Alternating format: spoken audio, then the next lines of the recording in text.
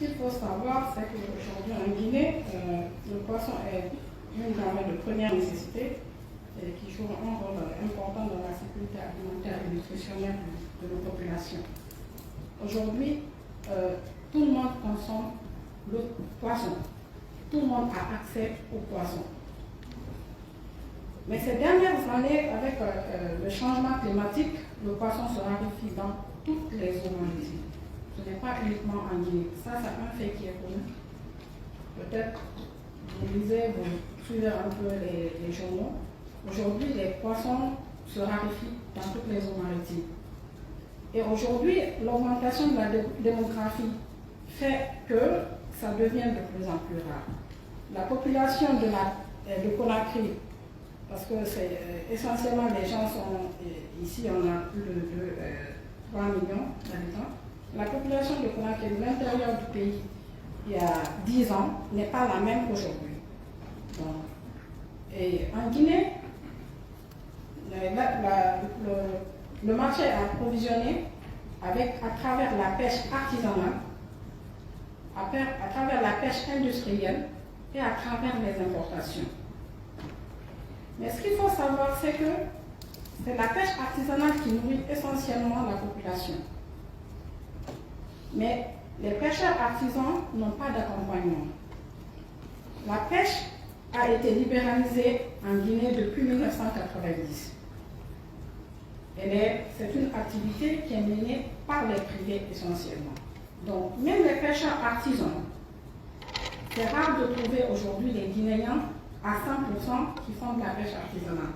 C'est fait par les étrangers, les Sierra-Léonais, les Ghanéens et les Bissagos, et ainsi de suite.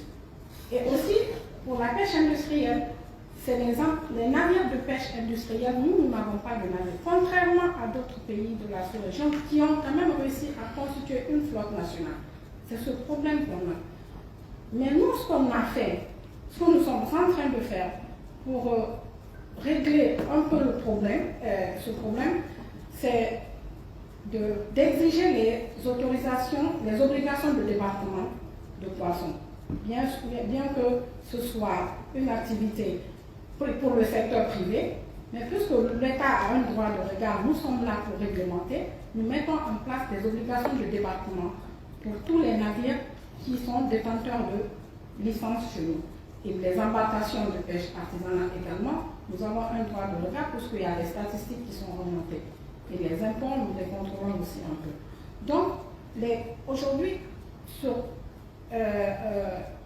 74 navires qui ont par exemple pêché en 2022, vous n'avez pas 10 navires appartenant à des Guinéens. Sinon, les navires qui appartiennent à des Guinéens, les navires guinéens doivent débarquer 100% de leur capture sur le territoire.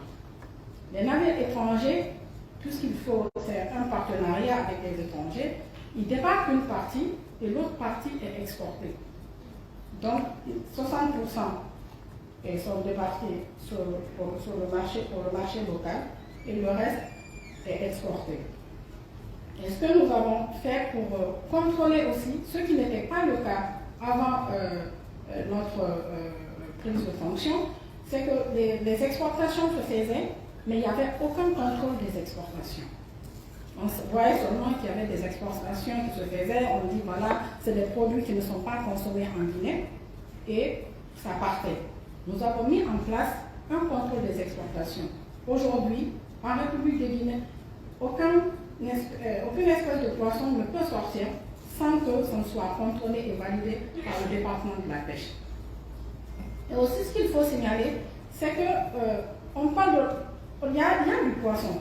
Par exemple, quand je prends les poissons pélagiques, c'est des petits poissons, des poissons de surface qui migrent vers d'autres eaux maritimes. Ces poissons ne sont pas trop prisés en Guinée. En Guinée, ce que nous allons consommer, c'est ce qu'on appelle les sompat, les kessi, c'est des barracudas qu'on appelle kuta, c'est des sinapa que nous aimons consommer. Et ça, c'est vraiment rare aujourd'hui. Ces poissons se raréfient, il faut se dire la vérité, Et les poissons de surface qui sont là en abondance, quand un navire pélagique va en mer, il ramène beaucoup de poissons, mais c'est des bons gars que les gens n'aiment pas beaucoup, que les gens ne consomment pas beaucoup. Et c'est consommé souvent à l'intérieur du pays, quelquefois à l'intérieur du pays. Et il y a aussi beaucoup d'infrastructures de conservation sur le littoral. Par exemple, à Kamsa, il y a du produit, mais il y a beaucoup de pertes post-capture à cause de manque d'infrastructures de conservation.